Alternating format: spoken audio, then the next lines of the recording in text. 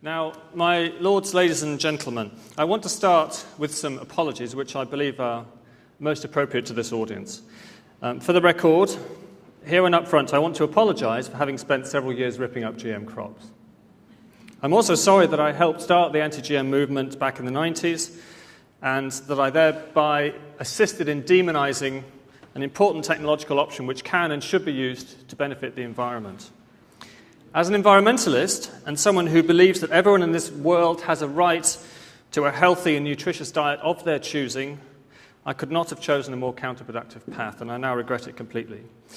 So I guess you'll be wondering, following on from what Mike said, what happened between 1995 and now that made me not only change my mind, but actually come here and stand before you today and admit it?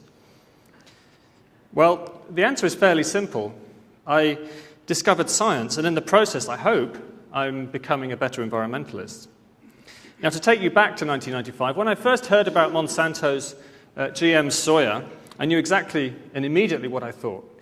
Here was a big American corporation with a nasty track record, putting something new and experimental into our food supply without telling us. Mixing genes between species seemed to be about as unnatural as you can get. Here was humankind acquiring too much technological power. Something was bound to go horribly wrong. These genes would spread like some kind of living pollution. It was the stuff of nightmares. Now, these fears spread like wildfire, and within a few years, GM was essentially banned in Europe, and our worries were exported by NGOs like Greenpeace and Friends of the Earth to Africa, India, and the rest of Asia, where GM is still banned today. This was the most successful campaign that I've ever been involved with, a lot more successful than the campaign against global warming. This was also an explicitly anti-science movement. We employed a lot of imagery about scientists in their labs cackling demonically as they tinkered with the very building blocks of life. Hence the Frankenstein foods tag, which was eagerly taken up by the Daily Mail, of course. This absolutely was about deep-seated fears of scientific powers being used for unnatural and demonic ends. What we didn't realize at the time was that the real Frankenstein's monster was not the GM technology, but our reaction against it. For me, this anti-science environmentalism became increasingly inconsistent with my pro-science environmentalism with regards to climate change. I published my first book on global warming in 2004, and I was determined to make it scientifically credible rather than just a collection of anecdotes. It was basically a travelogue going around the world looking at the impacts of climate change. So, for example, I had to back up the story of my trip to Alaska with satellite data on sea ice, and I had to justify my pictures of disappearing glaciers in the Peruvian Andes with long-term records of the mass balances of mountain glaciers around the world. And that meant I had to learn how to read scientific papers, understand basic statistics, and become a bit more literate in very different fields from oceanography to paleoclimate, none of which my degree in politics and modern history helped me with an enormous amount. I found myself arguing constantly with people who I considered to be incorrigibly anti-science because they wouldn't listen to the climatologists and they denied the scientific reality of climate change. And so I lectured them about the value of peer review, about the importance of scientific consensus, and how the only facts that mattered were the ones published in the most distinguished scholarly journals. Now, my second book, 6 Degrees, was so sciencey that it even won the Royal Society Science Books Prize. And climate scientists I've become friendly with would joke that I knew more about the subject than they did. And yet, incredibly, at this time in 2008, I was still penning screeds in The Guardian attacking the science of GM, even though I'd done no academic research on the topic and had a very limited personal understanding. I don't think I'd ever read a peer-reviewed paper on biotechnology or any aspect of plant science, even at this late stage, and I'm ashamed to admit it. Now, obviously, this contradiction was untenable in the long term. What really threw me, actually, were some of the comments underneath my final anti-GM piece in The Guardian. One particular critic said to me in the comments, "So you're opposed to GM on the basis it's marketed by big corporations. Are you also opposed to the wheel because it's marketed by the big auto companies?" And I thought, well, that's an interesting analogy. So I did some reading, and I discovered that one by one my cherished beliefs about GM turned out to be little more than green urban myths. I'd assumed that it would increase the use of chemicals. It turned out that pest-resistant cotton and maize needed less insecticide. I'd assumed that GM benefited only the big companies. It turned out that billions of dollars of benefits were accruing to farmers around the world, especially in developing countries who needed fewer inputs. I'd assumed that Terminator technology was robbing farmers of the right to save seed. Turned out that hybrids did that long ago and that Terminator never actually happened. I'd assumed that no one wanted GM. Actually, what happened was that BT cotton was pirated into India and Roundup Ready soy was pirated into Brazil because farmers were so eager to use them. I'd assumed that GM was dangerous. It turned out it was safer and more precise than conventional breeding using mutagenesis, for example. GM just moves a couple of genes, whereas conventional breeding mucks about with the entire genome in a trial and error way. But what about mixing genes between unrelated species, the fish and the tomato, for instance? It turns out viruses do that all the time, as do plants and insects and even us. It's called gene flow. But this was still only the beginning. So in my third book, The God Species, I junked all the environmentalist orthodoxy at the outset and tried to look at the bigger picture on a planetary scale. And this is the challenge that faces us today as I saw it. We're going to have to feed 9.5 billion, hopefully much less poor people by 2050 on about the same land areas we use today, using limited fertilizer, water, pesticides, and in the context of a rapidly changing climate. So let's unpack this a bit. I know in a previous year's lecture at this conference there was the topic of population growth. This area too is beset by a number of myths. People think that high rates of fertility in the developing world are the big issue. In other words, that poorer people are essentially having too many children, and therefore we either need family planning or something even more drastic like mass one-child policies. The reality is that global average fertility is down to 2.5, and if you consider that natural replacement is 2.2, this figure is not very much above that. So where is the massive population growth coming from? It's coming because of declining infant mortality. More of today's youngsters are growing up to have their own children rather than dying of preventable diseases in early childhood. The rapid decline in infant mortality is one of the best news stories of our decade, and the heartland of this great success story is in sub-Saharan Africa. It's not that there are legions more children being born. In fact, in the words of Hans Rosling, we are already at peak child. That is, there's about 2 billion children alive today, and there will never be more in absolute terms because of this declining average fertility rate. But so many more of these 2 billion children will survive into adulthood today to have their own children. These are the parents of the young adults of 2050. That's the source of this 9.5 billion UN population projection for 2050. And you don't have to have lost a child, God forbid, or even be a parent to know that declining infant mortality is absolutely a good thing. So how much food will all these people need? According to the latest projections published last year in the Proceedings of the National Academy of Sciences, we're looking at a global demand increase of well over 100% by mid-century, by 2050. This is almost entirely down to GDP growth, especially in developing countries. In other words, we need to produce more food, not just to keep up with population, but because poverty is gradually being eradicated, along with the widespread malnutrition that still means that close to 800 million people go to bed hungry each night. And I would challenge anyone in a rich country to say that this GDP growth in poor countries is a bad thing. But as a result of this growth, we have very serious environmental challenges to tackle. Land conversion is the large source of greenhouse gases and perhaps the greatest source of biodiversity loss. This is another reason why intensification, and sustainable intensification being today's buzz phrase, is essential. We have to grow more on limited land in order to save the rainforest and the remaining natural habitats from going under the plough. We also have to deal with limited water. Not just depleting aquifers, which are a serious problem in some parts of the world, but also the droughts, which are expected to strike with increasing intensity and frequency in the agricultural heartlands of the great continents thanks to climate change. If we take more water from the rivers, of course, we accelerate biodiversity loss in these fragile habitats. We also need to better manage nitrogen use. Artificial fertilizer is essential to feed humanity and let no one deny it. But its inefficient use means that we see dead zones spreading around the world. 20,000 acres of the Gulf of Mexico, 20,000 square kilometers rather of the Gulf of Mexico every year is now a dead zone. And the same process is happening in many coastal areas around the world and habitats, freshwater habitats which are subject to eutrophication.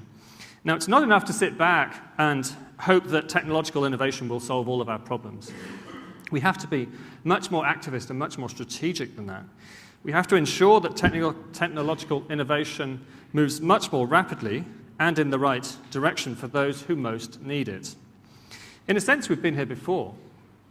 When Paul Ehrlich published The Population Bomb in 1968, he wrote, and I quote, "The battle to feed all of humanity is over. In the 1970s, hundreds of millions of people will starve to death in spite of any crash programs embarked upon now." That's a very famous quote. Many of you have heard it before. And his advice, and the advice of many other Malthusians at the time, was explicit. In basket case countries like India, people might as well starve sooner rather than later, and therefore food aid to them should be eliminated to reduce future population growth. Now, by the way, it was not preordained that Ehrlich would be wrong. In fact, if everyone had heeded his advice, then perhaps hundreds of millions of people might well have died needlessly. But in the event, malnutrition was cut dramatically, and India became food self-sufficient thanks to Norman Borlaug and his Green Revolution. Now, it's important to recall that Borlaug was equally as worried about population growth as Paul Ehrlich. He just thought it was worth trying to do something about it. He was a pragmatist because he believed in doing what was possible, but he was also an idealist because he believed that people everywhere deserved and had the right to have enough to eat. So what did Norman Borlaug do? He turned to science and technology. Humans are a tool-making species. From clothes to plows, technology is primarily what distinguishes us from other apes. And much of this work that Borlaug did and with his companions was focused on the genome of major domesticated crops. If wheat, for example, could be shorter and put more effort into seed making rather than stalks, then yields would improve and grain loss due to lodging would be minimized. Before Borlaug died in 2009, he spent many years campaigning against those like myself who, for political and ideological reasons, oppose modern innovation in agriculture. To quote again, he said, "If the naysayers do manage to stop agricultural biotechnology, they might actually precipitate the famines and the crisis of biodiversity they've been predicting for nearly 40 years. And you can guess who that was aimed at. And thanks to supposedly environmental campaigns now spread from affluent countries, we're perilously close to this position. Biotechnology has not been stopped, but it has been made prohibitively expensive to all but the very biggest corporations. It now costs tens of millions to get a crop through the regulatory systems in different countries. In fact, the latest figures I picked up just 2 days ago from CropLife suggest it costs $139 million to move from discovering a new crop trait to full commercialization. So obviously the open source and the public sector biotech approaches really don't stand a chance. And there's a depressing irony here that the anti-biotech campaigners complain about GM crops only being marketed by big corporations, when this is a situation they've done more than anyone else to help bring about. In the EU, the system is at a virtual standstill, and many GM crops have been waiting a decade or more for approval, but are permanently held up by the twisted domestic politics of anti-biotech countries like Austria, Germany, and France. Around the whole world, the regulatory delay has increased to more than 5.5 years now, from 3.7 years back in 2002. The bureaucratic burden is clearly getting worse all the time. France, remember, long refused to accept the potato because it was an American import. As one commentator put it recently, Europe is on the verge of becoming a food museum, and you will all be, or many of you will be, curators of this museum. We well-fed consumers are blinded by romantic nostalgia for the traditional farming methods of the past. Because we have enough to eat, we can afford to indulge our aesthetic illusions. But at the same time, the growth of yields worldwide has stagnated for many of the major food crops, as research published only last month by John Foley and others in the journal Nature Communications showed. If we don't get yield growth back on track, we're indeed going to have trouble keeping up with population growth and the resulting increases in demand, and prices will rise, as well as more land will being converted from nature to agriculture. To quote Norman Borlaug again, he said, "I now say that the world has the technology, either available or well advanced in the research pipeline, to feed on a sustainable basis a population of 10 billion people. The more pertinent question today is whether farmers and ranchers will be permitted to use this new technology. While the affluent nations can certainly afford to adopt ultra-low-risk positions and pay for food produced by the so-called organic methods, The 1 billion chronically undernourished people of the low-income food deficit nations cannot. End of quote. As Borlaug was saying, perhaps the most pernicious myth of all is that organic production is better, either for people or the environment. The idea that it's healthier has been repeatedly disproved in the scientific literature. We also know from many studies that organic is significantly less productive, with up to 40 to 50% lower yields in terms of land area. The Soil Association went to great lengths in a recent report on feeding the world with organic not to mention this productivity gap anywhere. Nor did it mention that overall, if you take into account land displacement effects because of this productivity gap, organic is also likely worse for biodiversity.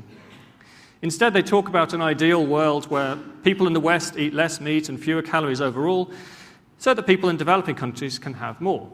This is simplistic nonsense. If you think about it, the organic movement is at its heart a rejectionist one. It doesn't accept many modern technologies on principle. Like the Amish in Pennsylvania, who froze their technology in 1850 with the horse and cart, the organic movement basically freezes its technology somewhere around 1950, and for no better reason. And it doesn't even apply this idea consistently. I was reading in a recent Soil Association magazine that it's okay to blast weeds with flamethrowers or fry them with electric currents, but benign herbicides like glyphosate are still a no-no because they are artificial chemicals.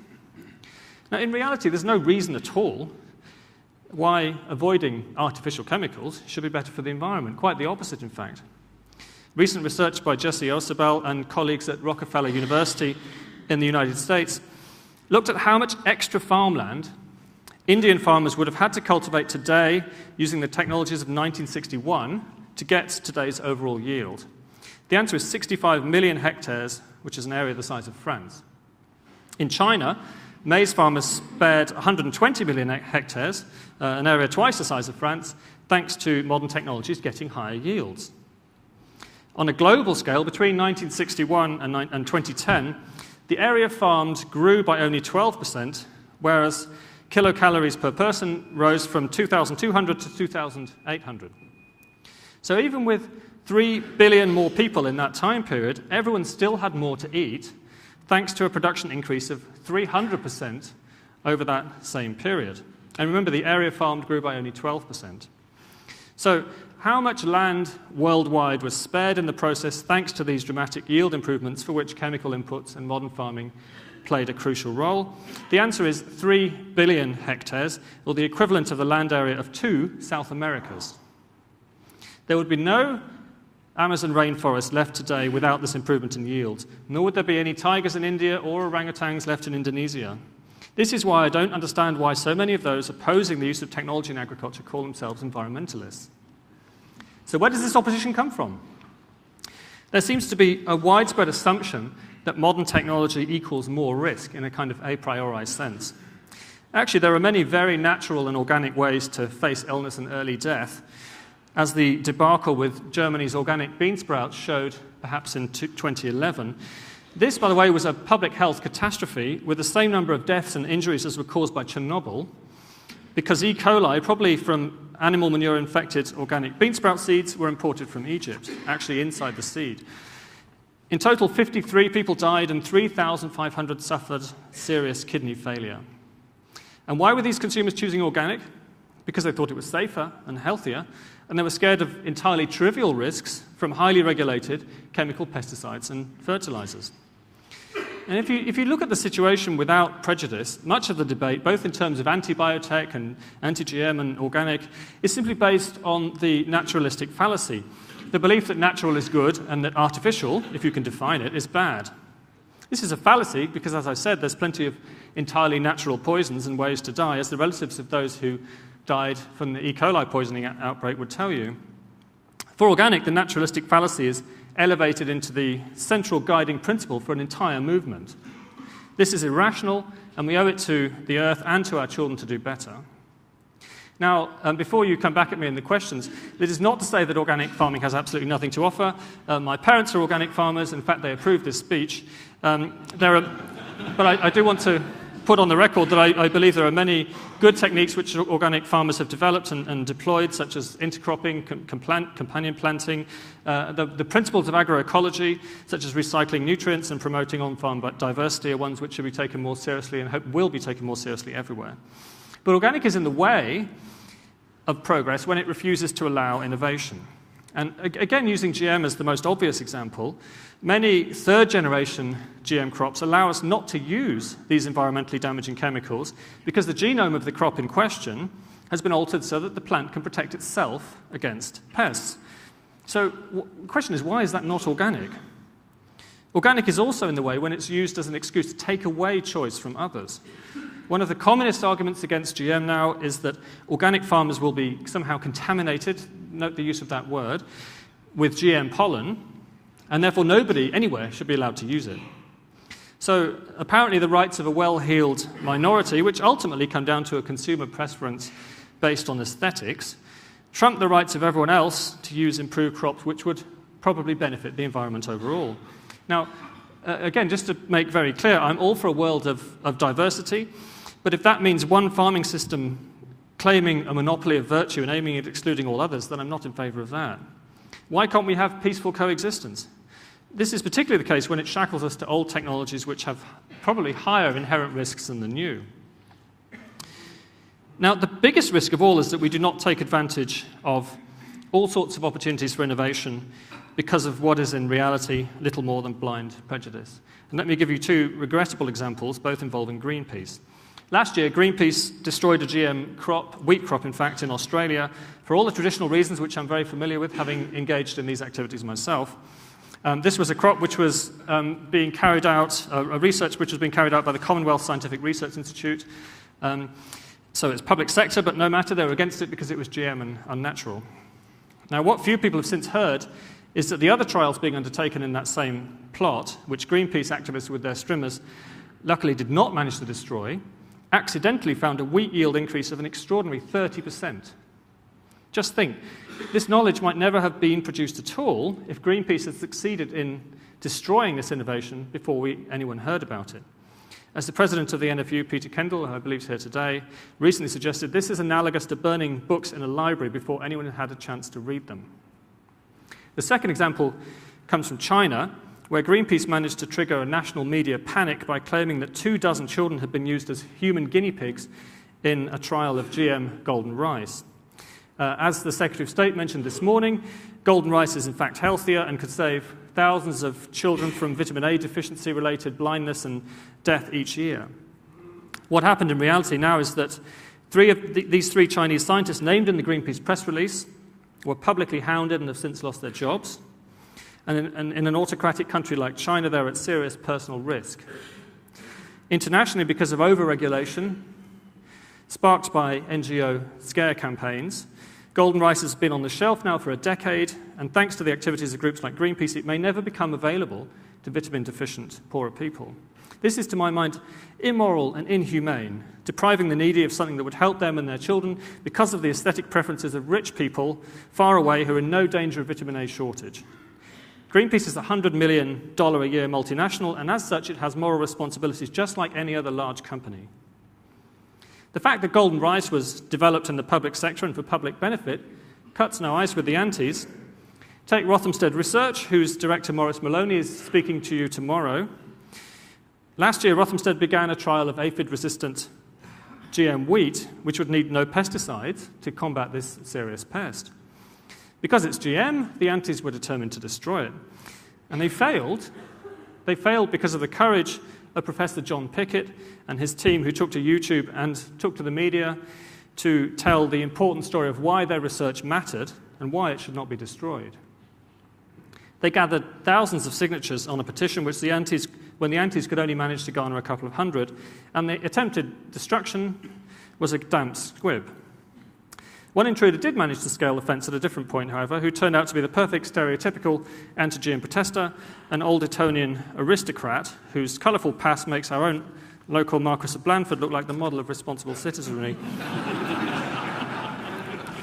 This high-born activist scattered organic wheat seeds around the trial site in what was presumably a symbolic statement of naturalness. Professor Pickett's team told me they had a very low-tech solution to getting rid of it. They went around with a cordless portable hoover to clear it up off the field.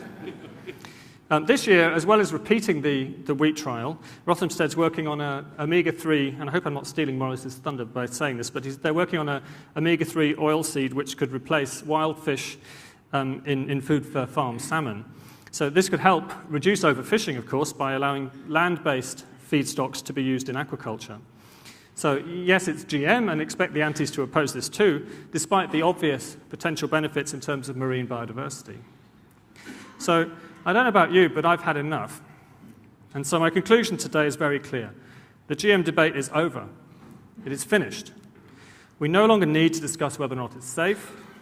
Over a decade and a half, with 3 trillion GM meals eaten, there's never been a single substantiated case of harm. You're more likely to get hit by an asteroid than you are to get hurt by eating GM food. More to the point, people have died from choosing organic, as I mentioned earlier, but no one has died from eating GM. Just as I did 10 years ago, Greenpeace and the Soil Association and all the other NGOs like Friends of the Earth, who were quoted in The Guardian this morning, taking the same line they've taken for 15 years, claim to be guided by consensus science, as they are, as they claim on climate change. Yet on GM, there's a rock-solid scientific consensus backed by the American Association for the Advancement of Science, the Royal Society, health institutes, medical institutes, national science academies around the world. And yet this inconvenient truth, to coin a phrase, is ignored because it conflicts with the ideology and the vested interests of these NGOs. One final example, which you've also heard about already this morning, is the sad story of the GM blight-resistant potato. This is being developed by the Sainsbury Laboratory and Teagasc, which is a publicly funded institute in Ireland. But the Irish Green Party, whose leader often attends this very conference, was so opposed that they even took out a court case to stop it. This is despite the fact that the blight-resistant potato would save farmers from doing 15 fungicide sprays per season, that pollen transfer is not really an issue with potatoes because they're clonally propagated, and that the offending gene, which they're against, came from the wild relative of a potato. It didn't even come from a fish or anything. Now, there would, I think, to my mind, have been a nice historical resonance to having a blight-resistant potato developed in Ireland, given the million or more who died in the potato famine in the mid-19th century. It would, in fact, have been a wonderful thing for Ireland to be the country that defeated the blight. But thanks to the Green Party, this seems not to be the case. And unfortunately, the antis now have the bureaucrats on their side. Wales and Scotland are officially GM-free, taking medieval superstition as a strategic imperative for the devolved government supposedly guided by science, and they lose no opportunity to remind you of this. It's unfortunately much the same in most of Africa and Asia. India recently rejected Bt brinjal, eggplant, even though it would reduce insecticide applications in the field and residues, therefore, on the fruit. The government in India is increasingly enthralled to backward-looking ideologues like Vandana Shiva, who idealized pre-industrial village agriculture despite the fact it was an age of repeated famines and structural insecurity for everyone. In Africa, no GM is still the motto for many governments. Kenya, for example, has actually banned GM foods because of the supposed health risks they pose, despite the fact that they could help reduce the malnutrition, which is still rampant in the country. And malnutrition, by the way, is a proven health risk with no further evidence needed. In Kenya, and I couldn't believe this when I first heard it, but in Kenya, if you develop a GM crop which has higher nutrition or higher yield or something used to benefit poorer people, you will go to jail for 10 years. Thus, desperately needed agricultural innovation is being strangled by a suffocating burden of regulations which are not based on any rational scientific assessment of risk. Indeed, the risk today is not that anyone will be harmed by GM food, but that millions will be harmed by not having enough to eat because of the vocal minority of people in rich countries who want their meals to be what they consider to be natural. Now, I hope that things are beginning to change.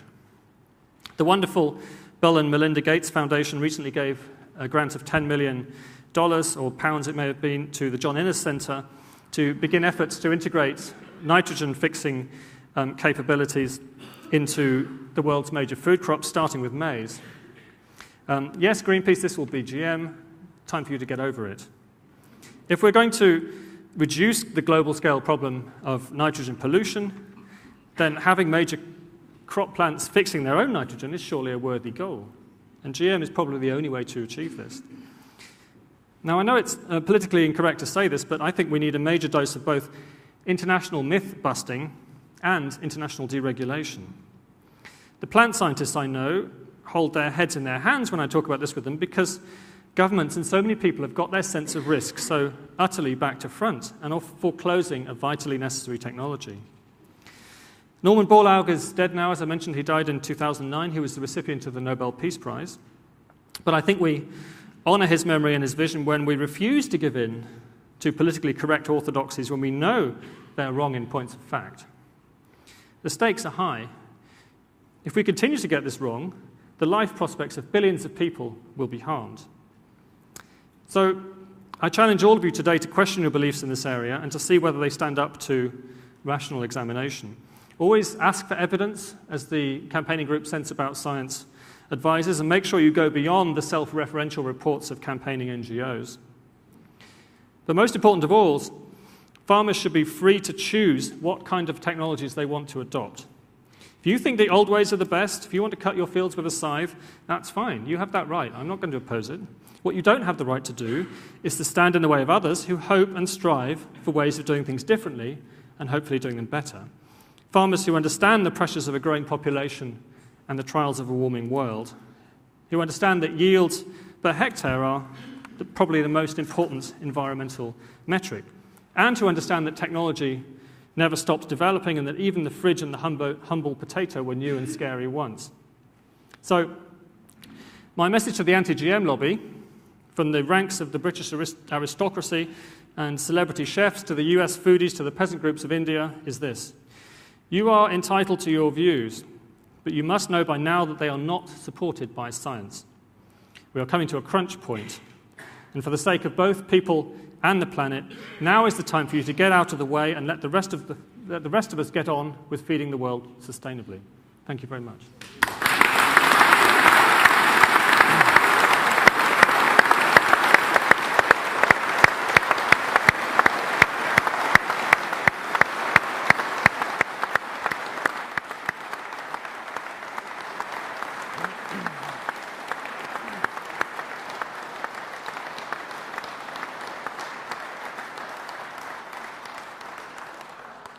Mark, thank you very much indeed for your presentation. As I said at the beginning, the Frank Parkinson Lecture is supported to challenge our thinking, and I think you'll all agree with me. Mark has fully met that brief. Now, I am sure there are a few questions. The form here is really quite simple. You try and attract the attention of one of the people who have the markers, and I will come to you. Can we stick to questions and not political statements? That's going to be an interesting one. And we'll try and fit in as much as we can in the next 25 minutes or so. So I'll go to microphone 5 first, please. John Neal from IGD. Firstly, can I apologise for delivering some anti-GM leaflets in the year, I think it was 2000 or 99 in East Yorkshire. It's 13 years ago now, I've learnt a lot since then. But my question's about development and population growth. Two things that are challenges to sustainability and to feeding the world in the future. I've heard before somebody put forward the premise that development is actually one of the answers to population growth because families then don't have to breed lots of children to support them in old age. So my question is, from a sustainability point of view, which is better? Thank you. From a sustainability point of view, development is essential. And it's development which has led us to the stage now where we are seeing the demographic transition happen in so many countries. Even in countries like Bangladesh, where GDP is still relatively low, fertility is down to 2.6, 2.7. It's very close to natural replacement around the whole of the world, which is why I think it's important to bust this myth that poorer people are having too many children, and it will always be the case that people choose to have larger families in poorer countries. In fact, as you see the processes both of GDP growth and of urbanization, and of all of the life choices that people have when they're in cities, when they are in a higher income country where they've got more opportunities for jobs, for getting out of, they don't necessarily all want to be subsistence farmers forever. People want different job opportunities, different life opportunities, particularly if they're female. And all of those processes add up to the declining global fertility rate. But as I said earlier on, the fact that so many younger children are surviving because we've got vastly improved health systems now in poorer countries. That means that the population growth is absolutely, there's nothing you can do about it. We're going to see a population of 9.5 billion, perhaps 10 billion by 2050, and all those people need to be fed, and they need to be fed on improved diets because they're hopefully going to be wealthier and less poor in the process. Microphone 3 at the back there, please. Thank you. David Hills from Duffield's Animal Feeds. I think it's a brave man these days to put their head above the parapet and start talking about GM, and I'm very pleased that today I hear those charges.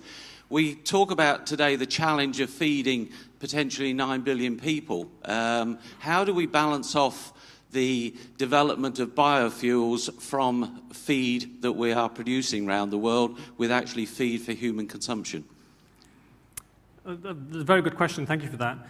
To my mind, biofuels are generally an environmental and human rights disaster, where they're taking feedstocks, which could be going either to feed animals or into the human food supply directly, and convert them into fuel for cars. And I make that observation particularly with regard to biodiesel made from palm oil in Indonesia, say, or to ethanol, which is taking up something like a third of the US food, corn crop. Now, there's no doubt that that would raise prices overall because it's reducing supply. And that means that people in poorer countries are having to pay more for their food, and there is increasing malnutrition, perhaps directly related to this increase in biofuels. It also doesn't do anything to help climate change because of the land conversion and the displacement effects that you see, which release more greenhouse gases in tropical forests as they're cleared and so on and so forth. So I think it's a very misguided policy. There may be room for some biofuels, particularly if they're using waste products and so on. So I'm not ruling this out a priori, but I think biofuels using food crops are really not sustainable and not sensible either. Microphone 2 over here. Peter Fane again. Whatever we think about the message, we've had 20 years of trying to get approval to commercial release of GM plants in particular through the European Union, advised by the best scientists available. Their advice is not always taken, and we have very little to show for it. How can we change that process, or should we be taking the opportunity, which was offered some years ago, to do more of the approvals at a national or member state level? Well, I've heard talk that there is a derogation, is that the right word, from the EU bureaucracy, where these decisions could be taken more at a national level. I'm no expert on this, but my understanding is that new seeds have to be approved by the entire EU, and I guess that's because if you've got an open market, then all of the products need to be able to be sold within all of the member countries without there being any sort of national barriers because something's GM or something else. So to that extent, this does have to be rolled back at EU level. But I can't see any reason why why Wales and Scotland have to have a GM-free status. I mean, that's patently ridiculous. I think if more ministers and secretaries of state go to Brussels and make this case and have the courage, as you heard from the Secretary of State this morning, to make this case more openly without being worried about there being some kind of public backlash or backlash from the green NGOs, then we can begin to roll back the regulations, because it simply isn't fair that crops which have been bred by some method which is probably safer have to be held up for 10 to 15 years by these unnecessary bureaucratic regulations which don't apply to an equivalent crop with an identical genome which has been developed from different methods. So it's fundamentally irrational, even at the most basic level. And I think for that reason, the rules will be changed. And it's a process now we have to all help in getting that regulation rolled back. Down here at the front, and then we'll go over to number 6. And number 4, who was... Thank you. Yes, good morning. Stuart Agnew. I'm a member of the European Parliament. I sit on the Agriculture Committee with Mairead, and we have conversations, but we get on pretty well, I think. First of all, thank you very much for your Damascus conversion. I was one of the farmers who grew GM crops 12, 11 years ago and was subjected to some of the sort of tyranny and intimidation that forced many out of it. So it really is very heartening to hear you say what you have. I went to Rothamsted in May to help defend the crop there, and I think everyone here would be interested to know that of the 150 people who were going to destroy that crop, I would have said that half were foreigners bussed in, and when they started singing, they sang in French. So that's the good news. On the other side of the coin, Al Gore produced a film about 10 years ago called An Inconvenient Truth, in which he said that carbon dioxide levels were rising, and he had a thing called a hockey stick graph, and everything was going to get hotter and hotter and hotter because of carbon dioxide levels. A third of my sugar beet was killed, frozen solid into the ground by global warming 2 years ago. I also experienced the coldest, wettest summer I've ever had, I think, since 1987. Carbon dioxide levels and methane levels were high. I don't think they can be the drivers of this because of what's actually happened. So what is driving it? Thank you. Perhaps we avoid the French mark and stick to the weather, shouldn't we? I think we can both be anti-French. We can agree on that even if we don't agree on climate change.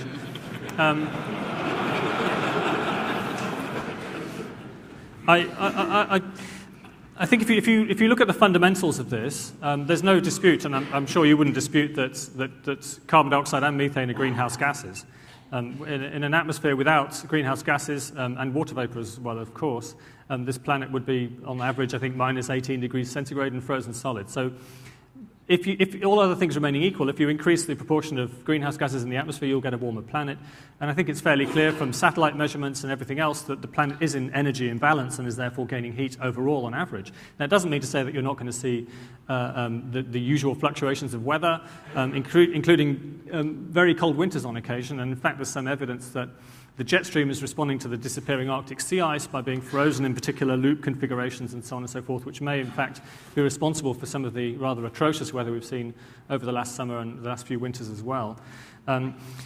I don't think that you can accept science in one area and not in another, and that was the whole point of what I was saying to you today. So for me, it was the fact that I accepted the consensus on climate science, and that doesn't mean that there shouldn't be dissent. I think dissent is essential in science, and I subscribe to a lot of the lists, and I listen to a lot of the dissenting opinions on climate change. So in no way does this exclude dissenting voices, but if you want to take the scientific consensus as your guide, then you should do so equally for climate science as you do for the science of biotechnology. That was more or less my message. Number 6 over here. David, please. David Beaver, Reading University. As a scientist who worked on GMs, and as a scientist who worked with Monsanto, not for Monsanto, I'm delighted that science is actually coming through in the GM debate. I'm also delighted to hear that you're going to see more funding of science, and I look forward to that because there has been a considerable loss of the science base in the UK, the agricultural science loss. But Greenpeace and NGOs such as them and Friends of the Earth may no longer be your friends, but they're still there. They're still an amazing force. What can you do to go back and convince them that your conversion was right and they should follow your path?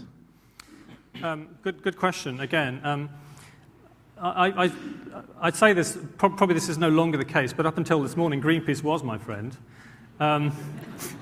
And Friends of the Earth too, and I work with them and I have a lot of respect for a lot of the work they do. So this isn't to rule out all environmental NGOs, again, without any kind of question. But the good work that they do has to be balanced against the bad work that they've done over the last decade or two, which they need to, I'm trying to get them to retreat. I think they've got themselves into a corner, an unscientific corner on GM, on some very other specific areas as well.